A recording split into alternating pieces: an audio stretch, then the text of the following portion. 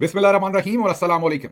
24 मई और पाकिस्तान में हफ्ते की सुबह। आज की अहम तरीन खबरों में सबसे पहले सिंध जामशोरो, जी हाँ, सिंध जामशोरो में आसिफा जरदारी के काफिले पर मुजाहिरीन ने हमला कर दिया है।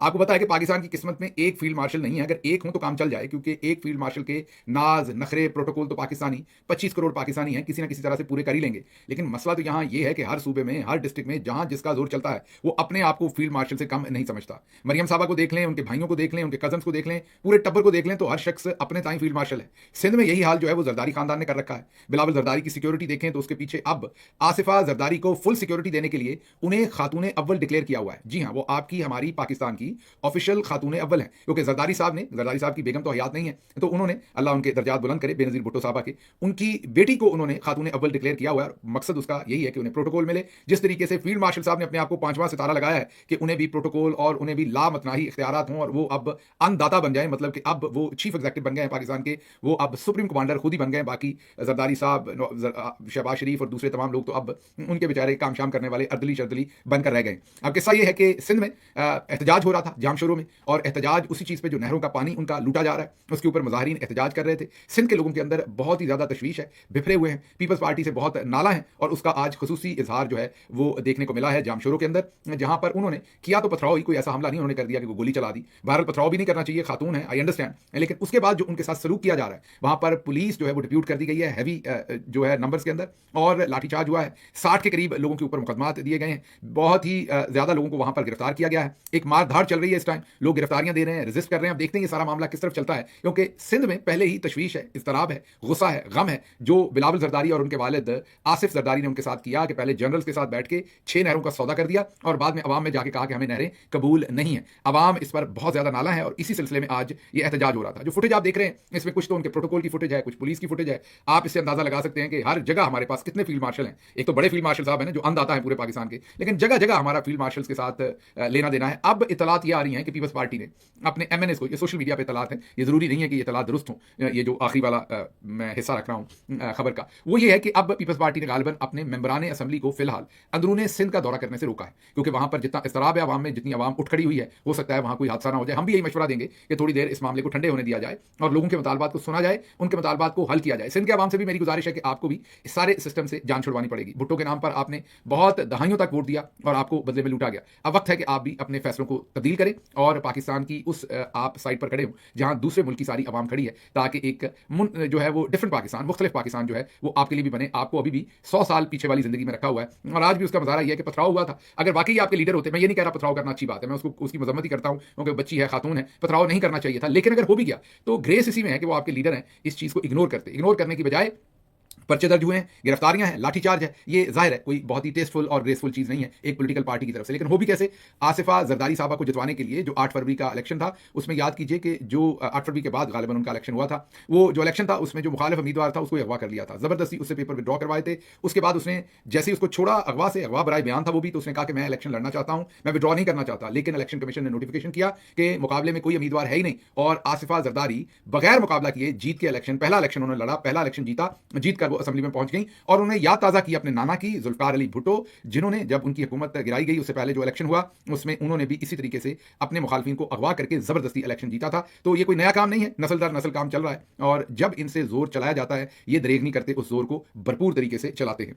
अब जरा अगली खबर की तरफ चलते हैं, और अगली खबर जो है वो डीजी आईएसपीआर साहब की प्रेस कॉन्फ्रेंस से रिलेटेड है। कल उन्होंने कहा था कि पाकिस्तान में मीडिया आजाद है और पाकिस्तान के सहाफी कोई भी सवाल जो है वो पाकिस्तानी मिलिट्री जनरल से पूछ सकते हैं। अब हमारे लिए हैरानी ये है कि कल ही खबर आई थी, बल्कि परसों, कि इंडिया ने हमारे दरियाए नीलम का भी जो है वो पानी बंद कर दिया है, और उन्होंने झेलम का जो नीलम का पानी है वो भी बंद कर दिया है, और दरियाए चनाब पर भी उन्होंने पानी बंद कर दिया। नीलम वैली जो दरियाए झेलम वहां से गुजरता है उसका भी पानी उन्होंने बंद कर दिया है, और दरियाए चनाब का भी उन्होंने बंद कर दिया है वहां से पानी। किशन गंगा डैम और बगलियार डैम जो है दोनों से उन्होंने पाकिस्तान का पानी बंद किया। अब सवाल तो होना चाहिए था, अगर पाकिस्तान में मीडिया की आजादी है तो कल जो सामने बैठे साफी थे, जैसे कि डीजी एसपीआर साहब कह रहे थे कि पाकिस्तान में साफी आजाद है, कोई भी सवाल पूछे, तो ये समझ नहीं आई कि साफियों ने यह सवाल क्यों नहीं पूछा। साफियों को यह सवाल पूछना चाहिए था। चले, अगर उन्होंने नहीं पूछा तो डीजी साहब को जवाब देना चाहिए था कि क्या पानी रोकना एक्ट ऑफ वॉर नहीं है। ये हमें नहीं पता, हमें डीजी साहब ने बताया था कि पानी रोकना एक्ट ऑफ वॉर है, और अगर इंडिया ने हमारा पानी रोका तो हम एक्ट ऑफ वॉर समझेंगे और फिर हम उसका भरपूर जवाब देंगे। लेकिन अब ना किसी सहाफी ने यह सवाल पूछा, ना डीजी साहब ने बताना पसंद फरमाया। जब उनसे बात हुई पानी के ऊपर एक इंटरव्यू के अंदर, इस प्रेस कॉन्फ्रेंस में नहीं, एक बैनुल-अक़वामी इदारे को, जरीदे को इंटरव्यू दे रहे थे, उसमें पानी पूछा, तो उन्होंने कहा कि मैं अरसा वगैरह का जो है एक्सपर्ट नहीं हूं, मैं इस पर ज्यादा बात नहीं कर सकता, वही करेंगे, लेकिन हुकूमत इसके ऊपर अपनी पोजीशन ले चुकी है। उन्होंने एक्ट ऑफ वॉर के बारे में कोई किसी किस्म की कंफर्मेशन जो है वो नहीं दी। अब चलते हैं अगली खबर की तरफ, और अगली खबर आपके सामने अडयाला जेल से रखते हैं, और खबर असल में तज्जिया है नजम सेठी साहब का, और अंदर की खबर भी यही है कि इमरान खान साहब ने इनकार कर दिया है किसी भी तरह की बातचीत करने से। जो हमें इतलात मिल रही है, जाहिर है मीडिया के दोस्तों से, क्योंकि वो कवर करने गए थे, वहां पर एक ट्रायल हो रहा था, वहां पर अदालत लगी हुई थी, उसमें सहाफी भी थे, तो उनसे बात हुई, तो वहां पर जो इमरान खान साहब की बातचीत हुई, उससे यही पता चलता है कि वो किसी सूरत कोई डील नहीं करना चाहते। हाँ, उन्हें बिल्कुल इस बात का अदराक है कि बाहर अब बादशाह सलामत बन गए हैं जनरल आसिम मुनीर, बल्कि फील्ड मार्शल आसिम मुनीर साहब, और अब वो अंदाता हैं और पूरे सिस्टम के ऊपर उनका कब्जा है। इसमें जरा आपने थोड़ा सा एक जहन में रखना है कि इस वक्त जो गर्मी है वो लाहौर में इस कदर है कि आप जिस जगह पर इमरान खान है वहां पर आप में से शायद 1 घंटा भी लोग ना रह सकें। इस कदर वो कंक्रीट के बने हुए बंकर्स हैं, और उनके अंदर एक छोटा सा रोशनदान होता है, जिसके अंदर एक छोटा सा एग्जॉस्ट फैन जो कभी चलता है कभी नहीं चलता, वो लगा होता है, उसकी आवाज ज्यादा आती है, चलता वो कम है, और एक बहुत ऊंचा पंखा लगा होता है, वो भी अगर चलाने दें तो कई दफा उस पंखे के पीछे से बिजली बंद कर दी जाती है, कई दफा ऑन की जाती है, और छोटी सी सामने सलाखों का दरवाजा होता है, एक घुटन होती है, कंक्रीट होता है, दीवारों के अंदर कहीं पर कोई और रोशनदान नहीं है, कहीं पर कोई और रास्ता नहीं है देखने का, कोई खिड़की नहीं है सामने, और जो सामने भी खिड़की है उससे आप बाहर आसमान नहीं देख सकते। जो खिड़की होती है आपके सेल के सामने, सेल आपको पता ही है कि वो तकरीबन आप यही कह लीजिए कि वो 8-9 फीट वो लंबा होगा, उसी के अंदर बाथरूम होता है, इसी लंबाई के अंदर ही आपके सर के पीछे ओपन टॉयलेट होता है, और कोई 4-5 फीट 6 फीट वो चौड़ा होगा, 4-5 फीट चौड़ा होगा, 6 भी शायद नहीं। और उसकी जो एक साइड है मैंने आपको बता दिया, तीनों साइडें उसकी बंद है, सिर्फ पिछली साइड के ऊपर एक छोटा सा, इतना बड़ा जितना मैंने हाथ से किया, छोटे वाला जिसपे एग्जॉस्ट फैन लग सकता है, उतनी जगह खुली होती है ऊपर बिल्कुल ऊंचाई पे जाके, और छतें ऊंची होती हैं, लाइक नॉर्मली आप ये कह सकते हैं कि रफली कोई 10 से 12 फीट की उसकी बुलंदी होगी छत की, उस पर छत होगी। उसके बाद सामने जो कंक्रीट का पूरा साइडों से, तीनों साइडों से कंक्रीट है, सामने एक जाली लगी हुई है, उसका दरवाजा है, और वो दरवाजा खुलता है एक छोटी सी, आप ये कह लीजिए कि एक और राहदारी उसे कह लीजिए, या वो एक एक्सटेंडेड स्पेस उसे आप कह लीजिए, वो खाली जगह है, उसके बाद आगे फिर दरवाजा लगा हुआ है। वो जो खाली जगह है उसके लेफ्ट राइट पे कोई विंडो नहीं है, मेन वो जो खाली जगह है उसके भी इधर भी दीवार है, इधर भी दीवार है, वो जो 3-4 फीट की दरमियान में खाली जगह आती है, इधर भी दीवार है, इधर भी दीवार है, और उसके सामने सलाखों वाला दरवाजा है, पीछे उसके आपके सेल वाला दरवाजा है। बेसिकली आपके सामने एक दरवाजा है, उसके सामने थोड़ी जगह खाली, उसके आगे फिर एक दरवाजा है, और उस दरवाजे के आगे बरामदा है, उस बरामदे के ऊपर जाहिर छत है, तो उस बरामदे का जो आगे फिर दरवाजा है उससे आसमान देखा जा सकता है, अगर कोई आपको निकाल कर वहां बिठाए तो अंदर से आप सोच भी नहीं सकते आसमान देखना, क्योंकि आपको जैसे मैंने बताया कि आपके सामने एक दरवाजा, फिर उसके आगे एक दरवाजा, फिर उसके आगे एक बरामदा, और इस सारे माहौल के अंदर इमरान खान साहब को रखा हुआ है। अगर इस तरह की जेल में मरियम नवाज, नवाज शरीफ या जरदारी साहब को 15 मिनट रख दें, चले 15 नहीं तो 1 घंटा रख दें, तो ये जिस तरह की डील इन्हें कोई कहेगा ये साइन कर देंगे। इमरान खान का हौसला है, ये उनकी मैं ये कहूंगा कि बहुत बड़ी उनकी दिलेरी है, जिस तरह की वो जेल काट रहे हैं। उमूमी तौर पर सियासी लोगों को ऐसी जेलों के अंदर नहीं डाला जाता, जो कुछ सियासी लोगों के साथ इस सारे वक्त में किया गया पिछले 3 साल के अंदर अंदर, और खसूसी तौर पर जब से जनरल आसिम मुनीर आए, जो कुछ किया गया उसकी कोई नज़ीर दुनिया में नहीं मिलती। सियासी लोगों के साथ इस तरह के सलूक का समझ नहीं आती। हाफिज साहब के दिल में है तो कुरान, लेकिन किस तरह से इतना उनका सख्त दिल है। बादशाह भी बादशाहों से बादशाहों जैसा सलूक करते हैं, ये समझ से बाहर है कि वो अपने आप को बादशाह समझते हैं, लेकिन वो दूसरे बादशाहों से, मतलब इमरान खान से, वो उस तरह का सलूक नहीं कर रहे। और गिला क्या है कि मेरी ट्रांसफर कर दी थी, अब ये कितना बड़ा गिला है। मरियम नवाज हर रोज लोगों की ट्रांसफर करती होंगी, आपने कितनी ट्रांसफर की हैं? जो बाबर इफ्तिखार थे उनको आपने कराची में लगाया, वक्त से पहले वहां से उठा के आपने उन्हें नेशनल यूनिवर्सिटी में भेज दिया। इसी तरह कोर कमांडर लाहौर एक आपने जो है वो 9 मई के चक्कर में उन्हें रिटायर कर दिया जबरदस्ती। एक पीछे जो अपॉइंट किए उनकी भी शिकायत कहीं से लगी और उनको भी हटा दिया, एक और कोर कमांडर लगा दिया। तो ये जो आपने इतने तबादले किए, क्या कल को ये भी आपसे बदले लेंगे? सारे तबादले होना नौकरी का हिस्सा होता है, ये कोई आम काम नहीं। और फिर जो कहानी है कि वो असल में आप फाइल लेके गए थे बुशरा बीबी की करप्शन की, और उस पर इमरान खान साहब गुस्सा कर गए और आपको, तो अगर ऐसा हुआ था तो फाइल आपके पास है, 3 साल हो गए अब आपको तकरीबन, आप अभी तक वो फाइल नहीं सामने लाए। वो फाइल तो सामने लानी चाहिए, अब तो बुशरा बीबी भी जेल के अंदर है, आपको वो फाइल लाके तो उन्हें प्रोसिक्यूट करना चाहिए था उन सारे सबूतों के ऊपर। इमरान खान साहब के ऊपर भी केस बना लेते, वो कोई फाइल मौजूद थी नहीं कभी सिरे से, वो भी एक सारी की सारी कहानी थी। तो समझ नहीं आती कि ये जो जुल्म हो रहा है, एक आप ये कह लीजिए कि जिस तरह के अलमनाक किस्म के माहौल में इमरान खान साहब को रखा हुआ है, मुझे समझ नहीं आती कि आसिम मुनीर साहब को नींद कैसे आती है। वो अपने आप को ज़मीनी खुदा समझ बैठे हैं, उन्हें समझ नहीं आती कि इतना जुल्म करके वो कल को अल्लाह को इसका जवाब कैसे देंगे। जिस कदर वहाँ गर्मी है, क्योंकि मैं उन सेल्स के अंदर रहा हूँ, मैं आपको बयान नहीं कर सकता कि इस वक्त वहाँ पर कितनी गर्मी होगी जिसको इमरान खान बर्दाश्त कर रहे हैं। लेकिन उसके बावजूद वो कह रहे हैं कि मैं वक्त के यजीद के सामने नहीं झुकूंगा, मैं डील नहीं करूंगा। मुझे पता है अब जनरल आसिम मुनीर के पास, बल्कि फील्ड मार्शल आसिम मुनीर के पास बहुत ताकत आ गई है, लेकिन मैं उसके बावजूद अगर उसे लगता है कि ताकत से वो मुझे तोड़ लेगा तो मैं नहीं झुकूंगा। पूरी कौम के लिए सोचने का मुकाम है कि इसको हमने कैसे रिस्पॉन्ड करना है। कौम भी जब गुस्सा आता है तो कई दफा लीडरशिप पे निकाल लेती है, कई दफा किसी और पे। जाहिर है वो भी एक आप यही कहें कि डिसअपॉइंटमेंट है, डिमोटिवेशन है, जिसमें लोग गुस्सा निकालते हैं। लेकिन मजमूई तौर पर जब तक हम सब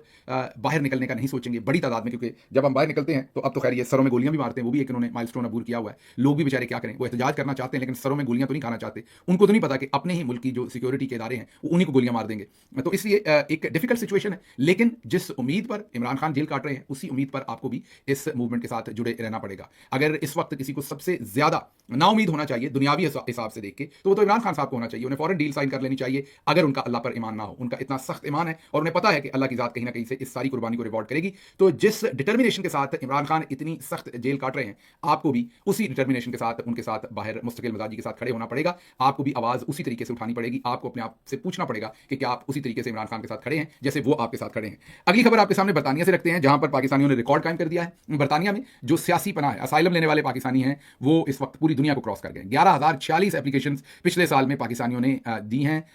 11,046 पाकिस्तानी ऐसे हैं जिन्होंने कहा है कि हमारी जिंदगी को पाकिस्तान में खतरा है, हमें यहां रहने दिया जाए। और ये बरतानिया में पूरी दुनिया से जो लोग असाइलम लेते हैं उनका 10% से ज्यादा एप्लीकेशंस है। आप खुद सोचिए कि पाकिस्तान के अंदर ये कितना बड़ा एक सान्या हुआ है किस तरीके से। और ये एक मुल्क की बात बता रहे हैं, जर्मनी के नंबर लें, फ्रांस के नंबर लें, स्पेन के, इटली के, नीदरलैंड के, अमेरिका के, कनाडा के, ऑस्ट्रेलिया के, न्यूजीलैंड के, तो आपके औसान खता हो जाएंगे कि इतने पाकिस्तानी जो है वो बेचारे इस वक्त अपनी जान बचा रहे हैं। जाहिर है इसमें से कई ऐसे भी होंगे, जरूर होंगे, कि जो भूख की वजह से वहां गए हैं और असाइलम का वहां पर बहाना कर रहे होंगे, लेकिन मेजॉरिटी इनमें वही लोग हैं जो किसी ना किसी तरह से अपनी जिंदगी बचाने की फिक्र में है। बरतानिया के अंदर जो है वो इस वक्त नंबर 1 पर पाकिस्तानी है जो अपनी जिंदगियां बचाने की वहां कोशिश कर रहे हैं। तो एक तरफ हमारे फील्ड मार्शल साहब कहते हैं कि पाकिस्तान का बड़ा एहतराम बड़ा है, और दूसरी तरफ दुनिया जो है वो पाकिस्तान को कैसे देख रही है आज वो आपके सामने है कि वो नंबर 1 हो गए हैं, नंबर 1 हो गए हैं पाकिस्तानी जो है वो दुनिया में असाइलम लेने पर इस वक्त।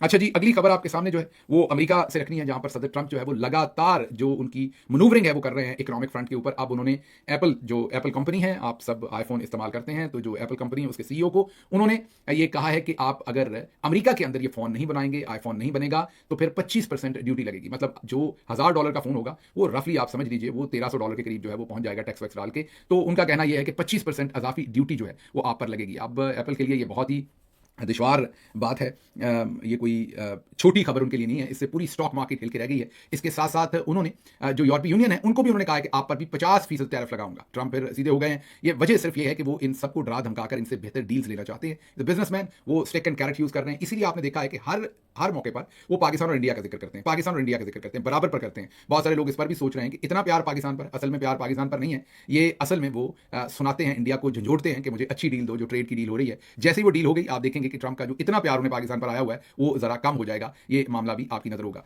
गजा से कुछ अच्छी खबरें हैं कि वहां पर अब खुराक को खोला गया है, लेकिन बहुत ही महदूद तादाद में गजा में खुराक को खोला गया है, बच्चों को खुराक मिल रही है। बीबीसी ने एक बड़ी तकलीफ दे स्टोरी वहां से जो है वो ब्रेक की है, और स्टोरी ये है कि जॉर्डन में जो उर्दन में बच्चे छोटे, कोई 2000 के करीब छोटे बच्चे ऐसे थे जो इलाज करवाने के लिए उर्दन में गए थे, जिनमें किसी के दिल में सुराख था, किसी को बहुत सख्त किस्म का दमा था, किसी के लंग्स में पानी था। मीन बहुत शदीद अलील बच्चे जो थे वो उर्दन लेके जाए गए थे, 2000 के करीब बच्चे जिनका इलाज करवाना था। अब उर्दन ने उन बच्चों को इन हालात में वापस गजा में भेज दिया है। उनके पेरेंट्स भी परेशान हैं, वो बच्चे तो जाहिर है मासूम हैं, छोटे छोटे बच्चे हैं, उनको तो पता नहीं क्या हो रहा है, लेकिन गजा के अंदर ना खुराक है ना वहाँ सिक्योरिटी है। और जब वो लोग आए हैं तो खबर ये वहाँ पर मिल रही है कि जो फोर्सेज हैं वहाँ पर उन्होंने उनसे इसराइली फोर्सेज ने उनसे पैसे भी छीन लिए और उनसे मोबाइल फोन भी छीन लिए। बाद में जब बीबीसी ने उनसे पता किया तो उन्होंने बीबीसी को बताया कि इनके पास जरूरत से ज्यादा पैसे थे। अब ये लोग कैंप्स के अंदर रह रहे हैं, बुरे हाल में रह रहे हैं, उनका वहां कोई हाल नहीं, कितने ज्यादा पैसे उन बेचारों के पास होंगे, लेकिन बहरहाल उनसे वो पैसे भी छीने गए। तो वहां पर बहुत ही एक मुश्किल सूरत हाल जो है वो बनी हुई है।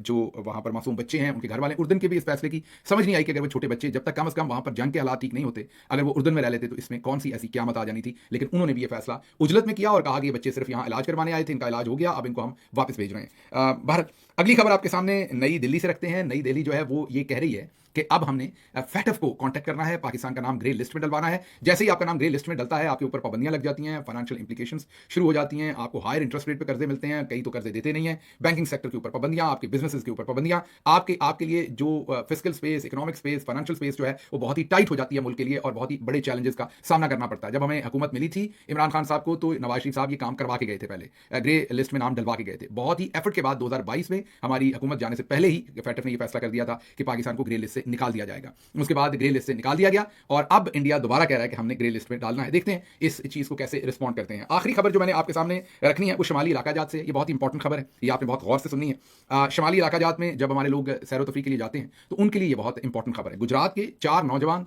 गिलगित बल्तिस्तान सैर तफरी के लिए गए, गाड़ी पे थे, सफेद रंग की गाड़ी थी और अब वो लापता है, उनका पता नहीं किधर चले गए। अब जब जो लॉ एनफोर्समेंट है वो उसकी सीसीटीवी वगैरह निकाल रही है तो नजर आ रहा है कि कई जगहों पर वो गाड़ी पे क्रॉस कर रहे हैं, कई सीसीटीवी जो लगे हुए हैं सड़क के ऊपर, किसी रेस्टोरेंट पे, किसी खोखे पे, किसी होटल पे, किसी और जगह पर, तो सीसीटीवी फुटेज पर जगह जगह उनकी गाड़ी की कई जगहों पर तस्वीर नजर आई है, लेकिन फिर अचानक आगे जाके वो गाड़ी गायब हो गई है। अब लोगों का खदशा ये कि वो किसी गहरी खाई में गिर गई है गाड़ी, या फिर किसी ने अगवा किया, दो ही चीजें जाहिर हो सकती हैं, कई दिनों से वो गायब है। अब ये तो अफसोसनाक खबर है, लेकिन आपसे मैं क्या कह रहा हूं कि आपने गौर से सुनी है। सिंध से और पंजाब से खुसूसी तौर पर मैदानी इलाकों से लोगों को नॉर्दर्न एरियाज जाने का शौक है, अच्छे लगते हैं क्योंकि पहाड़ ज़रा डिफरेंट है, जो उनके यहाँ माहौल है, मौसम है, गर्मी है, उधर गर्मी भी कम है, पहाड़ भी है, मंजर भी दिलकश है, तो देखने को दिल करता है। लेकिन ये नहीं समझते कि आप लोग एक्सपर्ट नहीं है ऐसे रास्तों पर गाड़ी चलाने के, और वहाँ जाकर स्पीडिंग करते हैं, वहाँ जाकर ख्याल नहीं रखते। मैं स्नोफॉल में भी देखता हूँ लोगों को बगैर किसी प्रिपरेशन के सारी जिंदगी स्नो पर गाड़ी नहीं चलाई होती, नहीं पता कि स्नो के ऊपर अगर आपकी गाड़ी जो है स्किड हुई है तो आपने ब्रेक लगानी है या नहीं लगानी, और अक्सर वहाँ हादसे होते हैं, अमवात होती हैं, हर साल हम देखते हैं। तो ये जो आपका नॉन सीरियस एटीट्यूड है, ये प्लीज़ ना रखिए। जब आप वहाँ जाएं या तो वहाँ की लोकल गाड़ी हायर कर लीजिए या ड्राइवर हायर कर लीजिए, और अगर आपने खुद चलानी है